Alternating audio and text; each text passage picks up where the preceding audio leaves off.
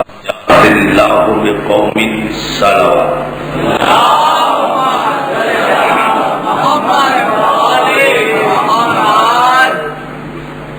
عزیزان محترم، حاضرین گرامی قدر، زندہ رہیے، سلامت رہیے کہ آپ حضرات اداخانہ ابو طالب میں اتنے عظیم الشان جذبہ ایمانی کے ساتھ ذکر مولا کی عبادت سے سرفراز ہو رہے ہیں، عزاداری سید الشہداء برپا کر رہے ہیں۔ یہ عزاداری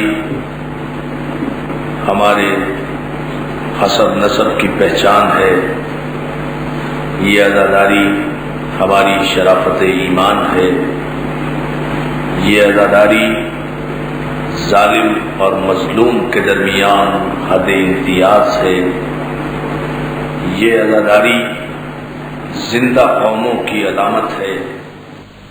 اگر کائنات سے غم حسین مٹ جائے تو یہ کائنات مٹ جائے گی۔ غم حسین زندگی دیتا ہے کائنات کو، آنسو زندگی دیتے ہیں انسانی حیات کو۔ یہ تذکرہ 1400 برس سے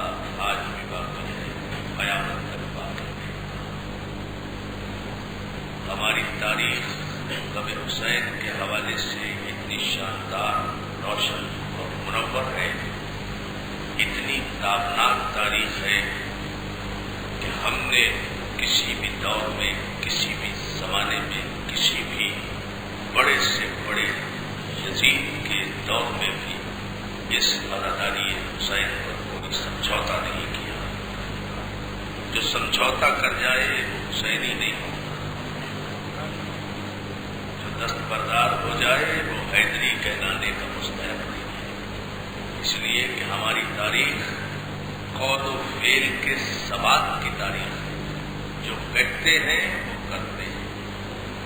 آل محمد نے یہی سمجھایا ہے، یہی بتایا ہے، یہی ان کی تعلیم ہے، یہی ان کا حکم ہے، یہی ان کا فرمان ہے۔ ایھا الناس قولوا لا الہ الا اللہ، اے لوگو تم اللہ کی وحدانیت کا اقرار کرو تاکہ بھلا ہو جائے۔ یہ ہے ایمان کی سب سے بڑی علامت، جس پر کہ تمام مسلمانوں کا اتفاق ہے، کسی کو اس پر اختلاف نہیں ہے۔ ہماری تاریخ ہر دور میں ہر قوم سے سرخرو ہو کر نکلی ہے، ہم کہیں بھی شرمندہ نہیں ہوئے۔ ہمارے آبا و اجداد نے، ہمارے بزرگوں نے، ہمارے گزرے ہوئے لوگوں نے آل محمد کی تعلیمات کو عام کرتے ہوئے یہ نہیں سوچا کہ اس میں نقصان کس کا ہوگا، کتنا ہوگا، بلکہ یہ سوچا کہ فاطمہ زہرا راضی ہو جائے۔ صلوات بھیجیں محمد۔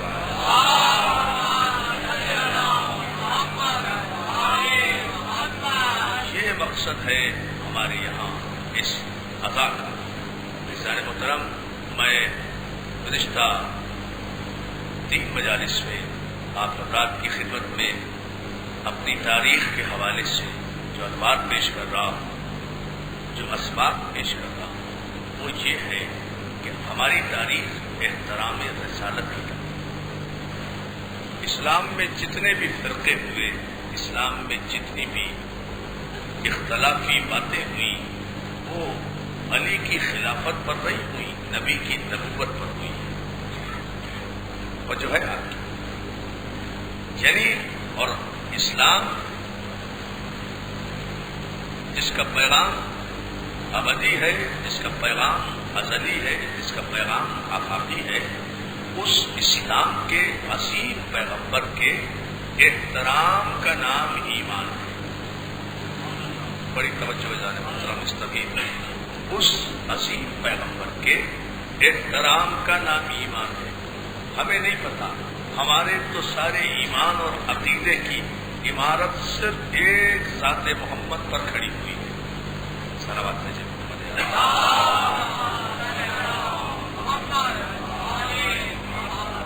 جو پیغمبر اسلام فرماتے رہے ہم تسلیم کرتے رہے، جو انہوں نے کہا وہ ہم نے تسلیم کر لیا۔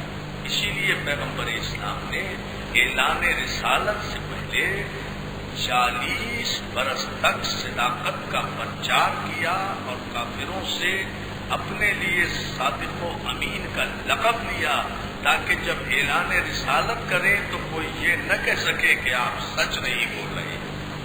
توجہ ہے جانے والا، صادق و امین کا لقب پہلے لیا تاکہ کوئی دشمن بھی یہ نہ کہہ سکے کہ آپ صادق نہیں ہیں، آپ سچ نہیں بول رہے۔ محترم، اگر رسالت کو عقیدہ توحید کے درمیان سے ہٹا دیا جائے، اگر رسالت کو شریعت سے علیحدہ کر دیا جائے، اگر رسالت کو ایمان سے علیحدہ کر دیا جائے، اگر رسالت کو خانہ کعبہ سے علیحدہ کر دیا جائے، اگر رسالت کو ارکان دین سے علیحدہ کر دیا جائے، اگر رسالت کو نماز و روزہ و حج و زکوٰۃ و جہاد و خمس سے علیحدہ کر دیا جائے تو پھر کچھ بھی باقی نہیں رہتا۔ نہ توحید سمجھ میں آ سکتی ہے، نہ اسلام سمجھ میں آ سکتا ہے، نہ حرمت کعبہ سمجھ میں آ سکتی ہے۔ ایک ہی تو آدمی ہے جس کے لبوں کی جنبش کے پر ہم نے اعتماد کرتے ہوئے خدا کو وحدہ لا شریک مانا، قرآن کو قرآن مانا، اللہ کو اللہ مانا، دین کو دین مانا، اسلام کو اسلام۔ صلوات بھیجیں محمد علی محمد۔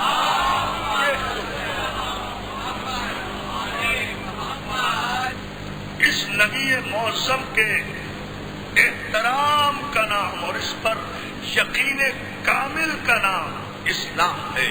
عزیزان محترم، اسی لیے قرآن نے ارشاد کیا کہ میں یطع الرسول فقط اطاع اللہ، جس نے رسول کی اطاعت کی اس نے اللہ کی اطاعت کی۔ اس لیے کہ اطاعت رسول یہ ثابت کرے گی کہ کون اللہ کا اطاعت گزار ہے، اللہ کی اطاعت یہ ثابت نہیں کرے گی کہ کون مسلمان ہے، رسول کی اطاعت ثابت کرے گی کہ کون صاحب ایمان ہے اور کون صاحب ایمان نہیں ہے۔ نہ رسول کی بزم میں بیٹھنا ثابت کرے گا، نہ رسول کی بزم سے اٹھنا ثابت کرے گا، نہ رسول کے چہرے کی زیارت یہ بات ثابت کرے گی، بلکہ ثابت صرف ایک عمل کرے گا کہ احترام رسالت کون کرتا ہے، تصدیق رسالت کون کرتا ہے، اطاعت پیغمبر کون کرتا ہے، اتباع نبوت کون کرتا ہے، پیغمبر کا ساتھ کون دیتا ہے، پیغمبر کا ساتھ کون چھوڑتا ہے، پیغمبر کی بزم میں باادب کون توجہ، پیغمبر کی بزم میں باادب کون بیٹھتا ہے، پیغمبر کی بزم میں زور سے بولتا کون ہے، پیغمبر کے پیچھے کون چلتا ہے، پیغمبر کے آگے کون چلتا ہے، پیغمبر کا حکم کون مانتا ہے، پیغمبر کی فرما برداری کون کرتا ہے، پیغمبر کی نافرمانی کون کرتا ہے، پیغمبر کو پیغمبر کون سمجھتا ہے، پیغمبر کو رسول کون جانتا ہے، پیغمبر کو نور کون سمجھتا ہے، پیغمبر کو خیر البشر کون جانتا ہے، پیغمبر کو صادق کون مانتا ہے، پیغمبر کو امین کون مانتا ہے، پیغمبر کو سراج منیر کون مانتا ہے، پیغمبر کو روشن ضمیر کون مانتا ہے، پیغمبر کو یاسین کون مانتا ہے، پیغمبر کو طٰہٰ کون سمجھتا ہے، پیغمبر کو مزمل کون مانتا ہے، پیغمبر کو مدثر کون مانتا ہے، پیغمبر کو علم حقیقی کون مانتا ہے، پیغمبر کو عالم علم لدنی کون سمجھتا ہے، پیغمبر کو گنتی کا پہلا عدد کون جانتا ہے، پیغمبر کو اول مخلوق کون سمجھتا ہے، پیغمبر کو اول نور کون سمجھتا ہے، پیغمبر کو وجہ تکوین کائنات کون جانتا ہے، پیغمبر کو علت غائیہ منکرات کون جانتا ہے، پیغمبر کو رحمت للعالمین کون جانتا ہے، پیغمبر کے محبوب کو محبوب کون سمجھتا ہے، پیغمبر کے مردود کو مردود کون سمجھتا ہے، پیغمبر جسے چاہے اس کا احترام کون کرتا ہے، پیغمبر جسے نہ چاہے اس سے دوری کون اختیار کرتا ہے۔ توجہ ہے نا گانوں پر؟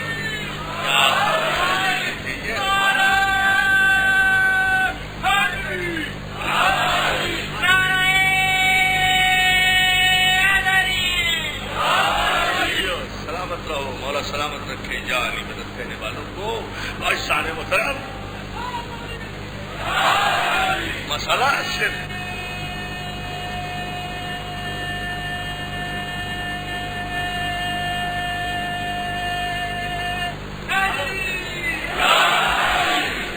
یہ وہ منزل فکر ہے. ہماری تاریخ احترام رسالت کی تاریخ ہے. ہماری تاریخ احترام نبوت کی تاریخ ہے.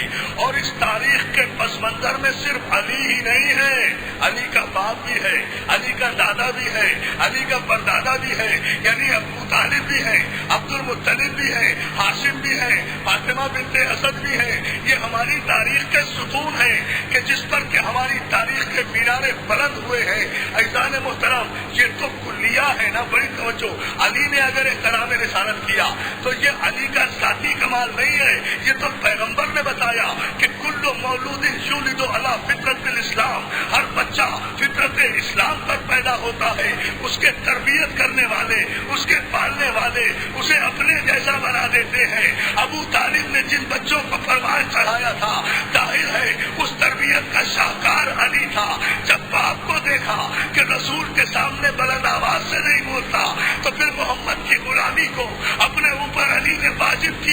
اور جتنا جتنا محمد کی اطاعت میں علی جھکتا گیا اتنا اتنا علی علی ہوتا گیا.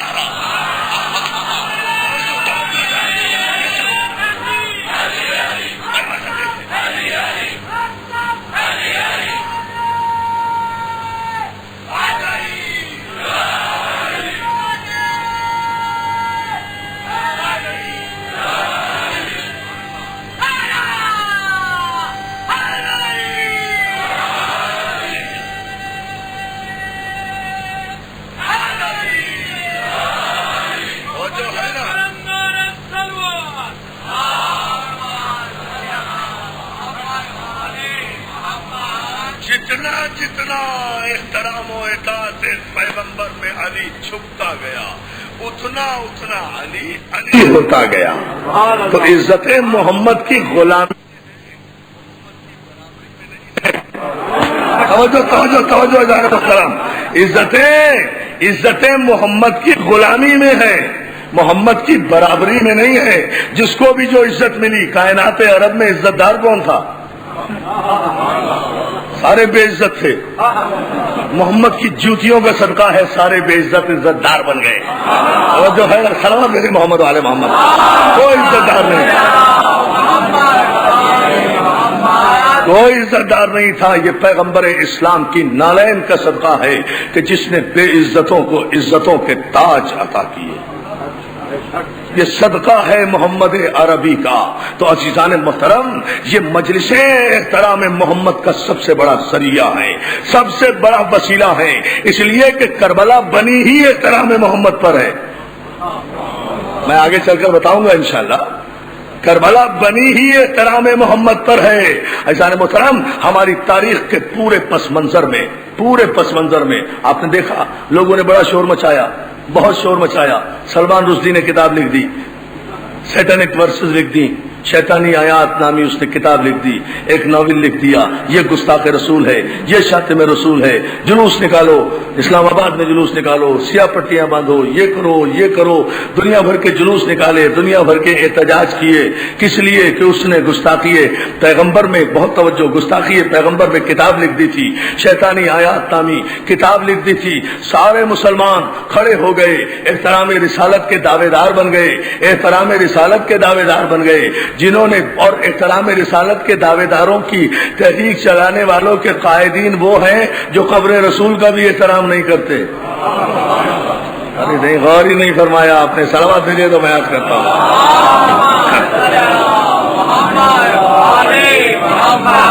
توجہ ہے نا. اس تحریک کے دعوے دار وہ ہیں جو رسول تو رسول، قبر رسول کا بھی احترام نہیں کرتے. احترام ہم کرنا چاہیں تو احترام کرنے نہیں دیتے. توجہ ہے نا. بھائی رسول کے روضے پر جا کر سر جھکانا احترام ہے یا گستاخی؟ جالی چومنا احترام ہے یا گستاخی؟ یا رسول اللہ کہنا احترام ہے یا گستاخی؟ رسول کو اپنا آقا کہنا احترام ہے یا گستاخی؟ رسول کو اپنا مولا سمجھنا احترام ہے یا گستاخی؟ اگر قبر رسول پر جائیں تو بدعت، قبر رسول پہ جھکیں تو بدعت، قبر رسول کو چومیں تو بدعت، جالیوں کو بوسہ دیں تو بدعت، بڑی توجہ، جالیوں کو بوسہ دیں تو بدعت۔ جا کر دیکھیں، وہاں جائیں گے تو فوراً سپاہی حکومت کے سعودی عرب کے کھڑے ہوئے ہوتے ہیں۔ جہاں آپ نے احترام میں گردن جھکائی وہیں سے آپ کی گردن پکڑ کے سپاہی نے باہر پھینک دیا۔ مطلب کیا ہے بھائی؟ کیوں پھینک رہے ہو باہر؟ کہ بھائی یہاں کا قانون یہ ہے کہ یہاں رسول کا احترام کرنے والے کو سزا ملتی ہے۔ مجھے تو بڑا تعجب ہوتا ہے، سعودی عرب کے وظیفہ خاروں کو پاکستان میں حق کیا ہے کہ وہ سلمان رشدی کے خلاف کوئی جلوس نکالیں؟ ارے گستاخ سلمان رشدی تو ایک ہے، اگر گستاخوں کے خلاف جلوس ہی نکالنا ہے تو سب سے پہلے سعودی حکومت کے خلاف جلوس نکالو۔ تو ہے نا جانے وہ طرف جہاں کا قانون ہی ہے۔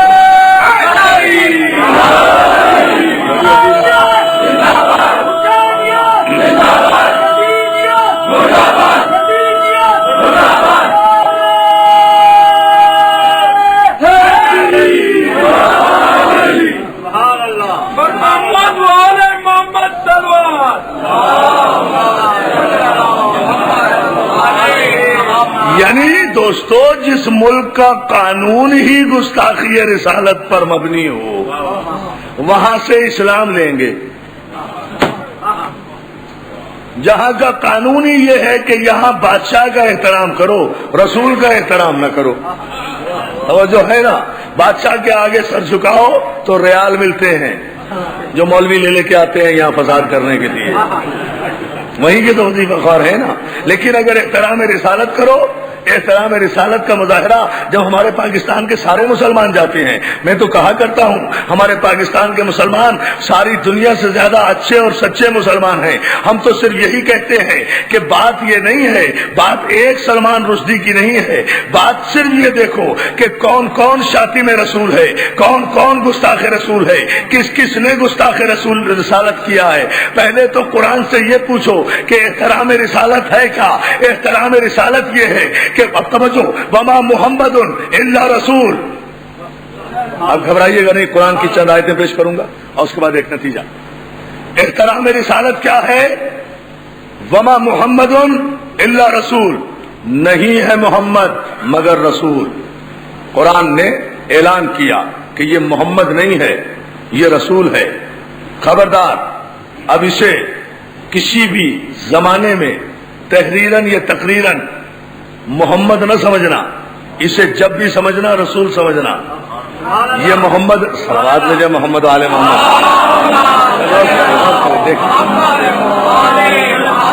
یہ محمد نہیں ہے، یہ زندگی کے ہر لمحے میں رسول ہے۔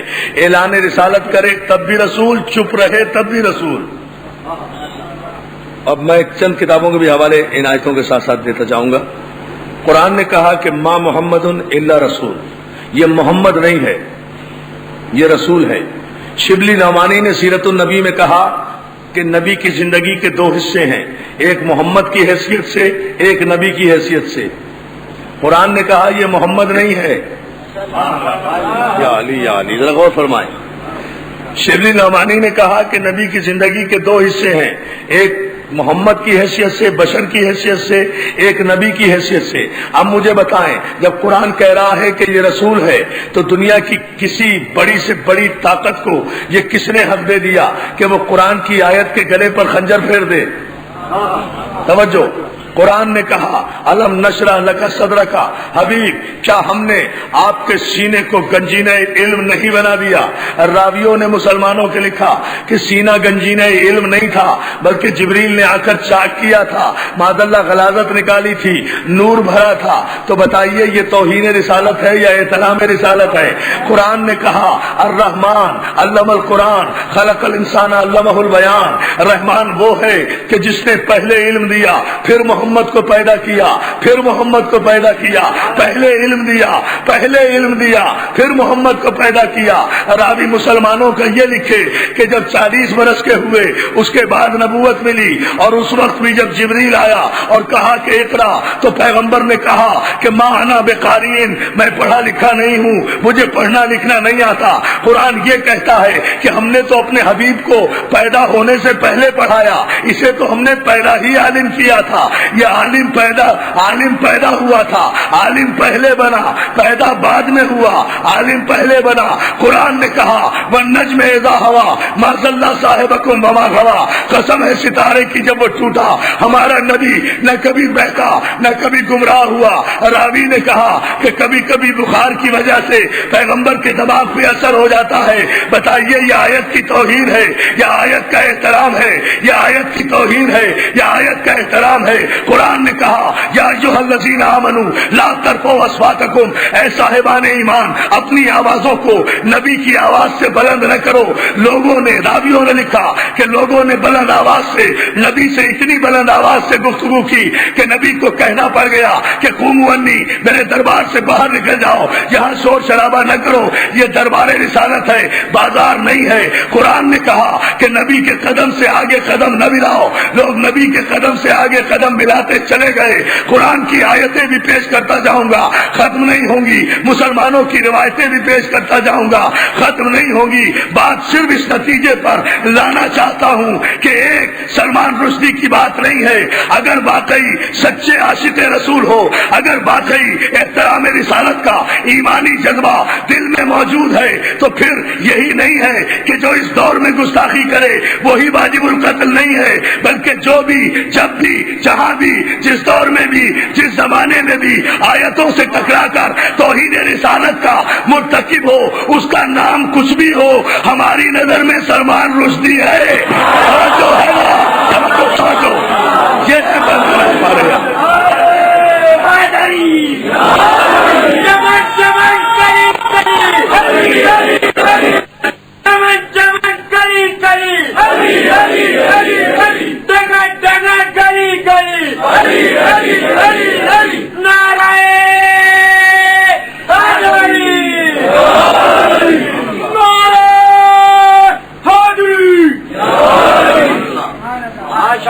اتنا ہی بل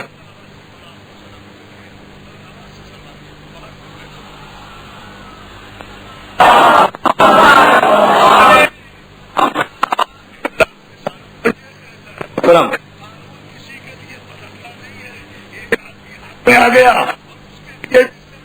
نکالا سعودی عرب میں وزرائے خارجہ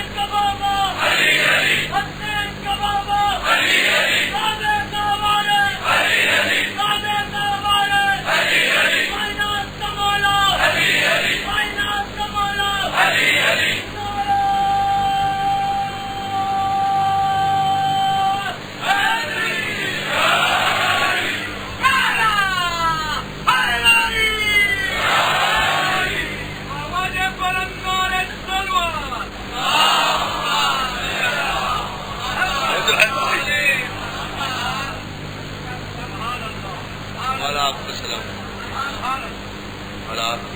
رکھے، مولا سلامت رکھے، احترام رسالت کرنے والے توجہ ہے نا عزیزان محترم، ہماری تاریخ احترام رسالت کی تاریخ ہے۔ ہم نے اپنی تاریخ کو مرتب کرتے وقت صرف ایک قانون سامنے رکھا کہ کچھ رہے نہ رہے، احترام رسالت باقی رہے، احترام پیغمبر باقی رہے، احترام نبوت باقی رہے، نبوت کے احترام میں کوئی فرق نہ آ جائے، کوئی فرق نہ آئے۔ اور دوستو یہ تاریخ بزرگوں نے مرتب کی ہے۔ آیت نازل ہوئی وانذر عشیرتک الاقربین، حبیب سب سے پہلے اپنے قرابت داروں کو دعوت ایمان دو۔ بڑی توجہ، سب سے پہلے اپنے قرابت آیت، سب سے پہلی آیت جو اقرا بسم ربک الذی کے بعد نازل ہوئی ہے وہ یہ آیت ہے وانذر عشیرتک الاقربین۔ ترتیب کے اعتبار سے یہ قرآن میں کہیں بھی ہو، لیکن آیت کا مفہوم خود بتا رہا ہے کہ یہ پہلی آیت ہے اقرا کے بعد، اس لیے کہ وانذر عشیرتک الاقربین، سب سے پہلے اپنے قرابت داروں کو دعوت ایمان دو، سب سے پہلے اپنے عزیزوں میں دعوت ایمان۔ دوستو مجھے وہ دعوت نہیں پڑھنا، صرف ایک جملہ احترام رسالت کا بتانا ہے۔ اس دعوت کو کا اہتمام کرایا ہے پیغمبر نے، ساری تاریخیں متفق ہیں، واقعہ آپ کا سنا ہوا ہے۔ اس دعوت کا اہتمام کرایا ہے پیغمبر نے، علی کے ہاتھوں سے دعوت ہوئی ہے ابو طالب کے گھر میں۔ ہائے ہائے ہائے ہائے، ادا خانے ابو طالب میں بیٹھے اور پھر توجہ نہیں کر رہے اس جملے پر، غور تو فرمائیں۔ سب سے پہلے یہ دعوت کا اہتمام کیا ہے علی نے، دعوت ہوئی ہے ابو طالب کے گھر میں، ہدایت کی پہلی دعوت ابو طالب کے گھر میں ہوئی۔ نہیں ابھی بھی غور نہیں کیا آپ نے بھائی، پیغمبر اسلام یہ دعوت کعبے میں بھی کر سکتے تھے، مکے کے کسی بہت بڑے اچھے شہر مقدس مقام پر بھی کر سکتے تھے، یہ ابو طالب ہی کے گھر کا انتخاب کیوں کیا؟ ویسے بھی پیغمبر اب تو انڈیپینڈنٹ ہے نا بھائی، جناب خضر کبریٰ سے شادی ہو چکی ہے، اپنا کاروبار ہے، اپنی بات ہے، اب کوئی ابو طالب کے گھر میں تو نہیں رہتے۔ صلوات بھیجیں تو میں ایک عجیب سا فلسفہ آپ کی خدمت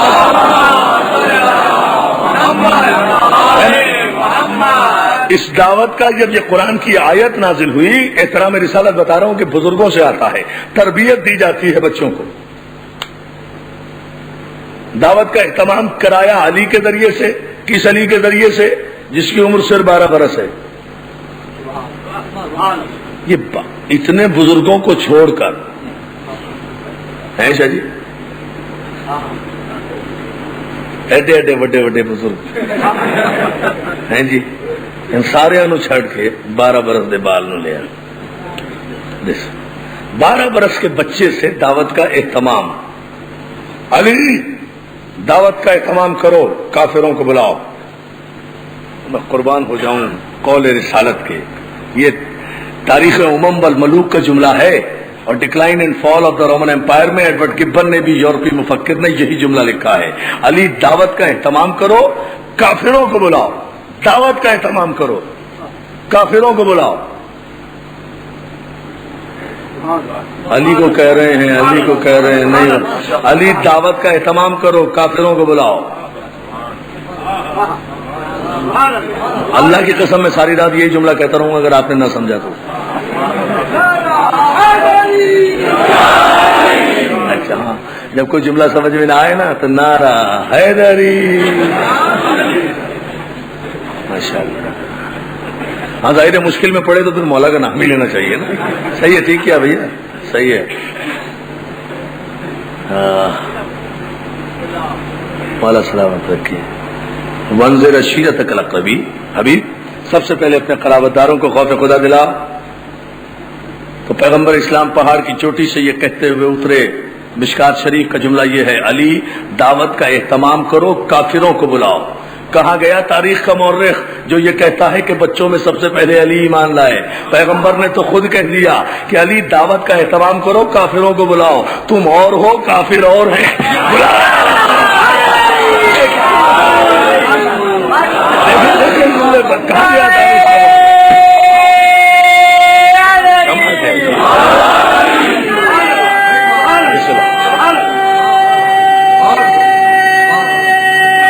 پوری طاقت سے دونوں ہاتھ بلند کر کے باہر تک بیٹھا ہوا ہزاروں لاکھوں کا مجمع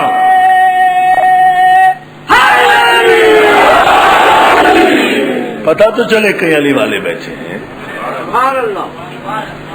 اب سمجھ میں آئے اس جملے میں کیوں زور دے رہا تھا؟ اس لیے دے رہا تھا علی دعوت کا اہتمام کرو، کافروں کو بلاؤ. علی نے دعوت کا اہتمام کیا، کافروں کو بلایا. میں پھر ایک جملہ آ گیا، سر جی کیا کروں مجبوری، سارے کافروں کو بلایا. میں اپنا مذہب تبدیل کر دوں اگر کوئی تاریخ کی کسی روایت سے کوئی یہ ثابت کر دے کہ علی نے اپنے باپ کے پاس جا کر کہا ہو بابا آپ بھی آئیں.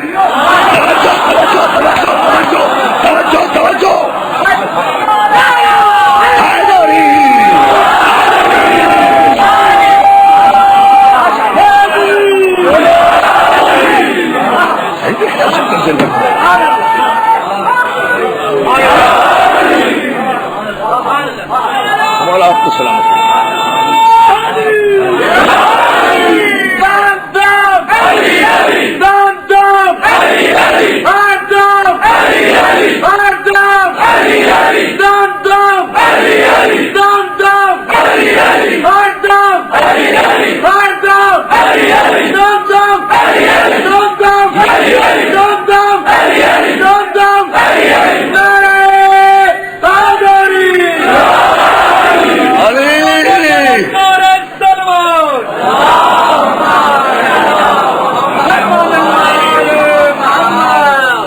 دعوت کا اہتمام کرو، کافروں کو بلاؤ. علی نے دعوت کا اہتمام کیا اور ایک ایک کافر کے گھر گئے.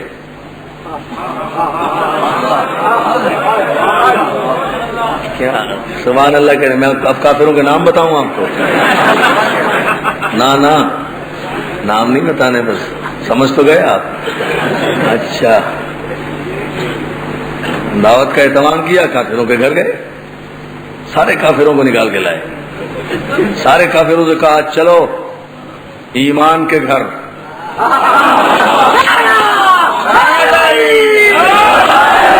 ابو طالب کا گھر ہے نا، چلو بلا کر لائے. سب اکٹھے ہو گئے کافر، سب بیٹھ گئے، کھانا کھایا. کافر کھانا کھانے میں تو جواب ہی نہیں. یہ بھی نہیں پوچھا کسی کمبخت کافر نے بھائی کیوں بلایا ہے، کھانا دیکھتے ہی شروع.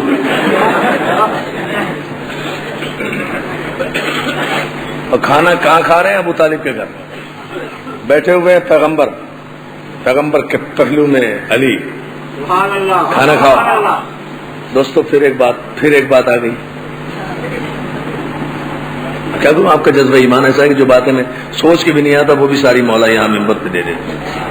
آپ اتنے ذوق ایمانی سے یقین کیجیے، مسلسل مجلسیں پڑھتا ہوا جو آدمی یہاں آخر میں پہنچ رہا ہو، دل کا مریض آدمی، آپ اندازہ کریں یہ صرف مولا کی دی ہوئی طاقت ہے. ورنہ میں اگر یہ بتا دوں کہ مجھے ڈاکٹروں نے کیا کہا ہوا ہے تو آپ کہیں گے کہ یہ واقعی معجزہ ہو رہا ہے جو کچھ ہو رہا ہے.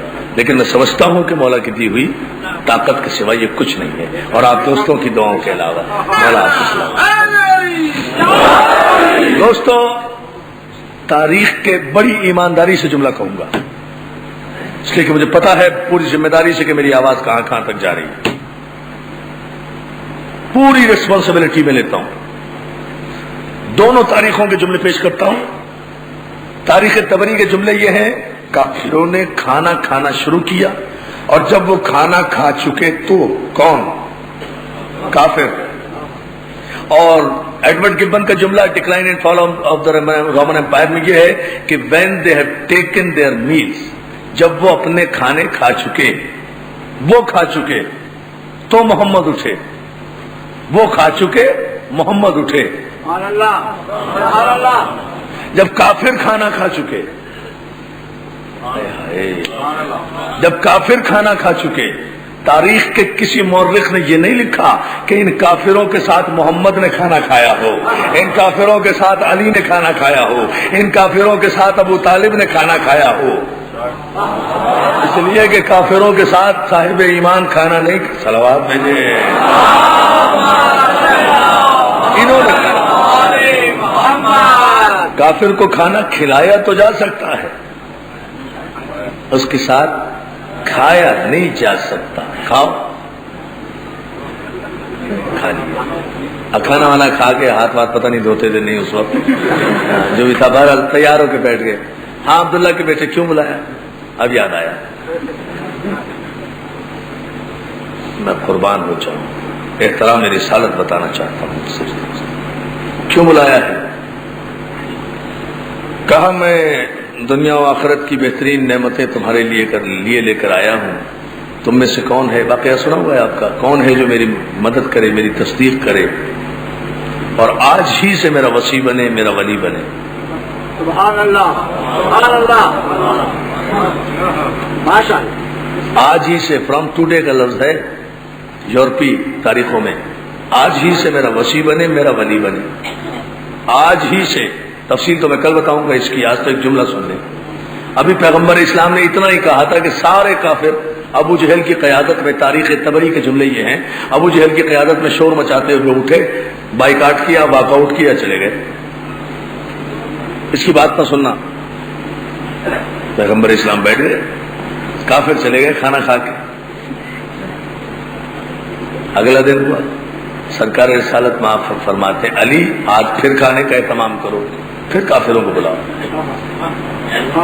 پھر کھانے کا اہتمام ہوا, پھر کافر آئے, پھر کھانا کھائے. پھر پیغمبر نے تقریر کرنا چاہیے, پھر ابو جہل نے شور مچا دیا.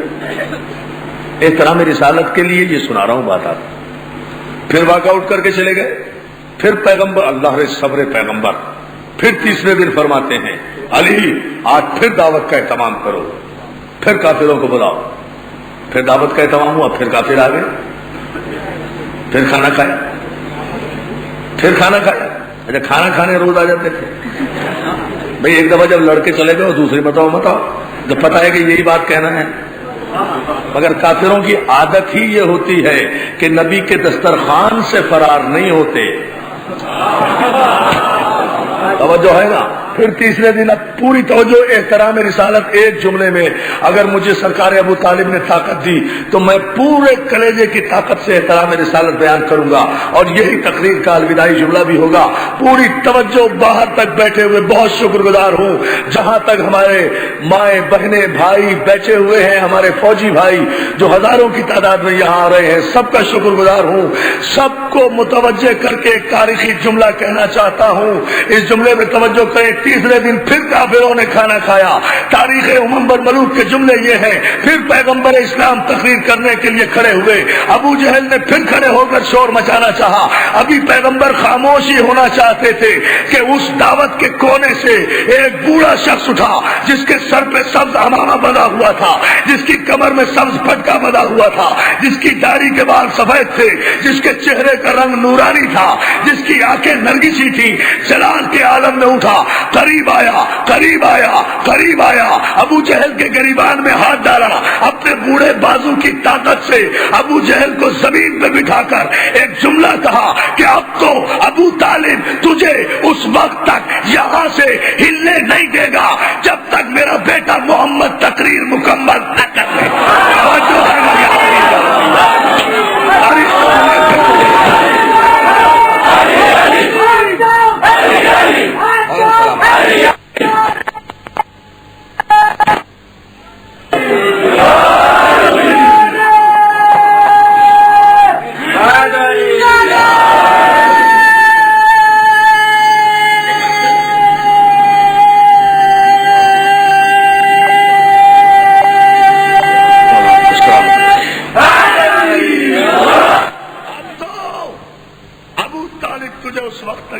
ہلنے نہیں دے گا جب تک میرا بیٹا تقریر مکمل نہ کرے. ابو جہل کو بٹھایا اور اس کے بعد تاریخ کے جملے ہیں فتبسم ابو طالب. اس کے بعد ابو طالب نے مسکرا کر رسول کی طرف دیکھا اور کہا قم یا سیدی و مولائی. قم یا سید, سنو گے ابو طالب کے خطبے کا جملہ, احترام رسالت. قم یا سیدی و مولائی فتکلم مما تحب, فتکلم مما تحب وبلغ رسالت ربک. اے میرے سید و سردار, اے میرے مولا. ابو طالب کہہ رہے ہیں رسول کو, اے میرے مولا, اے میرے مولا, اے میرے سردار, آپ کھڑے ہو جائیے اور جو جی میں آئے کہیے, جو جی میں آئے کہیے, اللہ کی رسالت کو پہنچائیے. پھر میں کافر کو تھامے ہوئے بیٹھا ہوں, اے میرے مولا ابو طالب کہہ رہے ہیں، باپ کہہ رہا ہے بیٹے کو، چچا کہہ رہا ہے بھتیجے کو، پالنے والا کہہ رہا ہے پلنے والے کو، اے احترام رسالت کے نعرے لگانے والوں، اگر احترام رسالت سیکھنا ہے تو پہلے اس ابو طالب پر ایمان لاؤ جو باپ ہوتے ہوئے بھی رسول کو یار نہیں مولا کہہ رہا ہے، مولا کہہ رہا ہے، مولا ٹھہرو مولا کہہ رہا ہے، مولا کہہ رہا ہے، قوم جا سیدی و مولائی، اے میرے مولا آپ کھڑے ہو جائیے۔ دوستو ادا خان ابو طالب کے در و دیوار یاد رکھیں گے چاہے میرا کلیجہ خون ہو جائے، یہ تاریخی جملہ تو کہوں گا، قوم جا سیدی و مولائی، اے میرے مولا آپ کھڑے ہو جائیے۔ اللہ تو ہر جزاء الاحسان الا الاحسان کا مالک ہے، وہ تو ابو طالب کا احسان دیکھ رہا تھا، اللہ نے شاید اسی دن یہ فیصلہ کر لیا ہوگا، 40 کافروں کے مجمع میں دعوت ذوالعشیرہ میں میرے حبیب کو مولا بنانے والے ابو طالب، مجھے بھی قسم ہے اپنے عدل و احسان کی کہ تیری اس احسان کا بدلہ اس طرح دوں گا کہ تو نے دعوت عشیر میں میرے حبیب کو 40 کافروں کے درمیان مولا کہا ہے، میں بھی اگر بزم غدیر میں 1.25 لاکھ حاجیوں کے درمیان تیرے بیٹے کو مولا نہ بنا دوں۔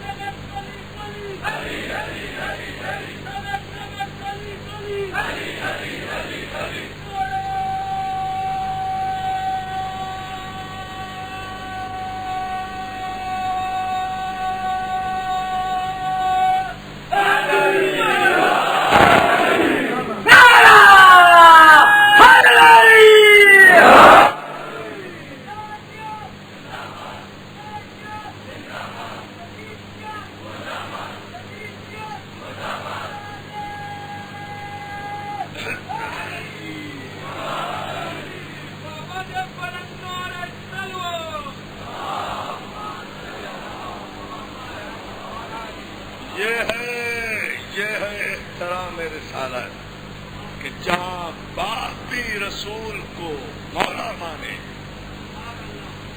یہ ہماری تاریخ ہے۔ ابو طالب جو باپ کے درجے پر ہے وہ بھی رسول کو مولا مانے، سید مانے، اپنا سردار مانے، یہ ہماری تاریخ ہے۔ تو اگر احترام رسالت میں واقعی مخلص ہو، سلمان رشدی کا تو خیر تم کیا بگاڑو گے، پہلے ابو طالب پر ایمان لاؤ تاکہ وہ تمہیں سکھائے کہ احترام رسالت کیا ہے، تاکہ وہ تمہیں سکھائے۔ ابو طالب پر ایمان لاؤ، اس کے ایمان پر گفتگو نہ کرو، اس پر ایمان لاؤ۔ توجہ تو فرمائے نا جانے محترم، ابو طالب پر ایمان لاؤ، ابو طالب پر ایمان لاؤ، ابو طالب پر ایمان لاؤ، اس کے ایمان پر گفتگو نہ کرو۔ عزیزان محترم، یہ وہ منزل فکر ہے، یہ ہماری تاریخ کا روشن ترین باب ہے کہ جہاں اولاد ابراہیم نے ہمیں بتایا کہ احترام رسالت کیا ہے، انہوں نے بتایا احترام رسالت، عزاداری احترام رسالت، ماتم احترام رسالت، محرم احترام رسالت، مجلس احترام رسالت، حسین کا رونا احترام رسالت۔ اسی لیے ہم 4 دن سے کہہ رہے ہیں پاکستان ٹیلی ویژن والوں کو کہ وہ اپنا رویہ درست کریں، وہ اپنے رویے سے ثابت کریں کہ ان کا تعلق حسینیت سے ہے، یزیدیت سے نہیں ہے۔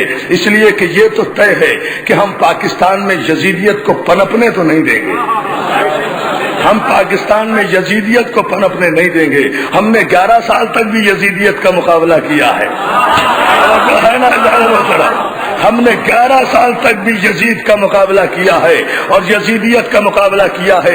اتنا ضرور سوچ لیں، یزیدیت اور اس کی باقیات اتنا سوچ لیں کہ جب یزیدیت اپنے عبرتناک انجام کو پہنچتی ہے نا تو شکل بھی پہچانی نہیں جاتی، اتنا ضرور سوچیں، ہم 4 دن سے مسلسل احتجاج کر رہے ہیں، کیوں نہیں آخر جب وفاقی سطح پر خود وزیر اعظم نے 14 اگست یوم پاکستان کی تقریبات بھی ملتوی کر دی احترام محرم میں، خدا کی قسم میں آپ سے سچ کہتا ہوں، خوشامد نہیں، اس ممبر پر بیٹھ کر ہم کسی کی خوشامد نہیں کرتے، ہم کسی کے ذاکر نہیں ہیں، ہم صرف حسین کے ذاکر ہیں، ہم کسی کے ذاکر نہیں ہیں، کسی کی خوشامد نہیں کرتے، ہم صرف حسین۔ لیکن جو بات حق ہے وہ ہم کہتے ہیں کہ 14 اگست کی ساری تقریبات ملتوی کی، کس لیے؟ احترام محرم میں۔ تو جب 40 برس سے ایک مسئلہ قانونی طور پر طے شدہ ہے کہ پاکستان میں 10 دن تک سرکاری پیمانے پر غم حسین منایا جائے گا، تو پھر کیا حق پہنچتا ہے کسی مقامی انتظامیہ کو ٹیلی ویژن کی یا ذرائع ابلاغ کی کہ وہ محرم کے احترام کو ملحوظ خاطر نہ رکھے؟ ہم مسلسل احتجاج بھی کر رہے ہیں، لیکن ابھی تک کوئی خاطر خواہ جواب ہمارے پاس نہیں آیا۔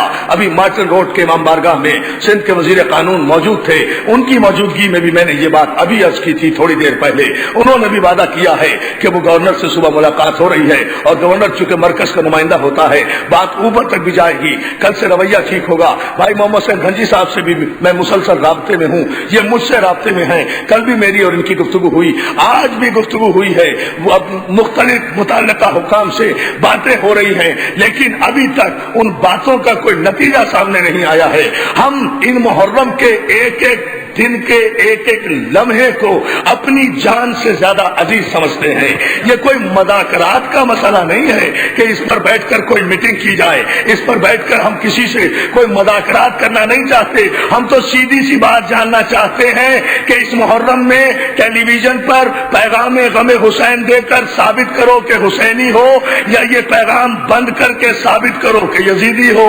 توجہ ہے نا عزیزان محترم؟ بس اتنا سا مسئلہ ہے۔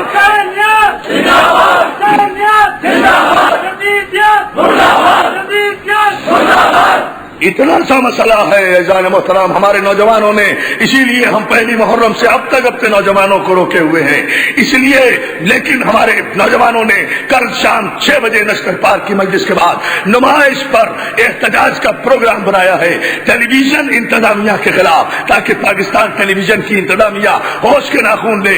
اگر کل تک اس کے پروگرام واضح طور پر صبح کے اخبارات میں آ گئے، ہم دیکھیں گے، جائزہ لیں گے کہ محرم کا کتنا پروگرام ٹیلی ویژن کے پروگراموں میں شامل ہے، تو پھر اس کے بعد ہم طریقہ کار پر غور کریں گے۔ 6 بجے شام کو نیشنل پارک کی مجلس کے بعد احتجاجی مظاہرہ نمائش پر ہمارے ملت کے کسی جماعت کی طرف سے نہیں، سارے شیعہ قوم کے نوجوانوں کی طرف سے ہے، سب اس میں شرکت کریں۔ اور صرف یہ اس لیے نہیں کہ حسین کسی کے ریڈیو کا محتاج ہے، کسی کے ٹیلی ویژن کا محتاج ہے، حسین ذرائع ابلاغ کا محتاج نہیں ہے، ساری کائنات حسین کی محتاج ہے اور قیامت تک محتاج رہے گی۔ یاد رکھو، عزتیں اگر حاصل کرنا ہے تو حسین کے دروازے پر آؤ، اس لیے کہ حسین کا دروازہ، توبہ کا دروازہ، حسین کی توبہ کا دروازہ کبھی بند نہیں ہوتا، آخری رات بھی کھلا رہتا ہے۔ اور دیکھنا یہ ہے کہ آخری رات میں حور بن کے کون آتا ہے اور ابن زیاد بن کے کون رہ جاتا ہے۔ توجہ ہے نا عزیزان محترم؟ عمر سعد بن کے کون رہ جاتا ہے؟ عزیزان محترم، حسین سے ٹکرانے والا کوئی بھی ہو پاش پاش ہو جائے گا۔ اس لیے کہ میں انشاءاللہ کل کی مجلس میں عرض کروں گا پرانی آیات کی روشنی میں کہ حسین کو باقی رکھنے کا وعدہ اللہ نے قرآن میں کیا ہے۔ اب جو بھی حسین سے ٹکراتا ہے وہ اللہ سے ٹکرا رہا ہے۔ اب جو ہے ہمیں تو ان 10 دنوں میں سوائے غم حسین کے اور کوئی بات اچھی نہیں لگتی۔ خدا کی قسم، ہم تو ایک دوسرے کی خیریت بھی دریافت نہیں کرتے۔ کیوں خیریت دریافت کریں جب فاطمہ صغرا مدینے میں اکیلی رہ گئی؟ ہمیں تو ایک دوسرے کو سلام کرنا بھی اچھا نہیں لگتا۔ فاطمہ صغرا اکیلی رہ گئی ہے، اکیلی گھر میں، کبھی ایک کمرے میں جاتی ہے، علی اکبر کے کمرے میں جا کر کہتی ہے بھائی یہاں تیرا بستر سونا پڑا ہے، علی اصغر کے حجرے میں جا کر کہتی ہے بھیا اگر تو رک جاتا تو میری فرقت کے دن گزر جاتے. ایک فاطمہ صغرا تلاش کرتی پھرتی ہے ہر کمرے میں, کہیں اکبر کو ڈھونڈتی ہے, کہیں علی اصغر کو ڈھونڈتی ہے. عزادارو ہمارا محرم تو 28 رجب سے شروع ہو گیا تھا جب سے حسین نے مدینہ چھوڑا تھا. اب تو حسین کربلا پہنچ چکے. آج 5 محرم کی تاریخ آنے والی ہے, 4 تاریخ گزر گئی. عزادارو یہی وقت تھا علی اکبر نے ایک مرتبہ غش سے آنکھ کھولی, علی اکبر نے ایک مرتبہ نیند سے آنکھ کھولی, بیدار ہوئے. جملہ سن لیں گے آپ, ایک ہی جملہ, مجھ میں طاقت نہیں ہے آج مسائل پڑھنے کی, ایک جملہ پڑھوں گا بس اسی پر رو لینا, پرسہ دے لینا یہی سوچ کر کہ پڑھے کوئی پڑھے نہ پڑھے ہم تو فاطمہ زہرا کو پرسہ دے رہے ہیں جو یقیناً یہاں کہیں اپنے اجڑے ہوئے گھر کا ماتم کرنے آئی بیٹھی ہوگی. رسول کی بیٹی تیرے بچے کے عزادار آئے ہیں, بیوی ہمارا سلام لے. جزاک اللہ دادا, وہ کچھ پڑھنے کی ضرورت نہیں ہے, بس ایک جملہ میں پڑھوں گا, مجھے معاف کریں گے, کل انشاءاللہ مسائل پڑھوں گا. آج مجھ میں طاقت نہیں, اتنا جملہ سننے اور آپ کے لیے, آپ بہت رونے والے ہیں, آپ کے لیے اتنا ہی جملہ کافی ہوگا. اکبر آدھی رات کو نیند سے اٹھے, اٹھ کر کون اکبر بتاؤں گا 6 تاریخ کو کون اکبر. میرے جوانوں شہادت پڑھوں گا اکبر کی, لیکن آج ایک جملہ سن لو بات اکبر کی آگے. کون اکبر؟ وہ اکبر کہ جس کا سر جب نیزے پر بلند کر کے شام کے بازاروں میں لایا گیا اور ایک کلیسا کے نیچے قافلہ سیدانیوں کا رکا اور شہیدوں کے سر اس کلیسا کی دیوار کے نیچے لگائے گئے تو اس کلیسا سے ایک ضعیف عورت باہر نکلی, عیسائی عورت تھی. ایک ایک سر کو دیکھا, حسین کے سر کو دیکھا, اصغر کے سر کو دیکھا, قاسم کے سر کو دیکھا, سارے سروں کو سلام کرتی ہوئی گزر آئی, مگر وہ عیسائی عورت جب اکبر کے سر کے نیچے آئی تو سلام کرنا بھول گئی. غور سے دیکھا, چاند سے چہرے کو دیکھا, روشن پیشانی کو دیکھا, خون میں ڈوبی ہوئی زلفوں کو دیکھا, بھیگی ہوئی مسوں کو دیکھا, کٹے ہوئے ہونٹوں کو دیکھا, اکبر کی ادھوری جوانی کو دیکھا. کون اکبر؟ اور ایک مرتبہ سلام کرنے کے بجائے وہ عیسائی عورت سینے پر ہاتھ مار کے کہتی ہے, سن لو گے, ایھا البدر تمام, اے 14ویں رات کے چاند, کاش تیرے مرنے سے پہلے تیری ماں مر گئی ہو, کاش تیرے مرنے سے پہلے تیری ماں مر گئی ہو. اونٹ پر بیٹھی لیلا کی آواز آئی, اے ضعیفہ میں لیلا زندہ. میرا اکبر ٹھہرے بھائی, ٹھہرے بھی تو تمہیں بھائی ہاتھ میں دو مولا تمہیں سلامت رکھے. روتے رہو. ہاں ایسے رو. میں ہاں میرے بھائی میں پھر پڑھتا ہوں. میں شہادت نہیں پڑھ رہا, وہ تو 6 محرم کو پڑھوں گا. ایک جملہ سن لو. وہ ضعیف عورت عیسائی کہتی ہے, ایھا البدر تمام, ایک 14ویں رات کے چاند, کاش تیرے مرنے سے پہلے تیری ماں مر گئی ہو, اسے موت آ گئی ہو, اس نے تیرا مرنا نہ دیکھا ہو. عزادارو اونٹ پر بیٹھی لیلا نے آواز دی, اے ضعیفہ بدنصیبی تو یہی ہے, میرا لال مر گیا اور اس کی ماں سر پر رہنا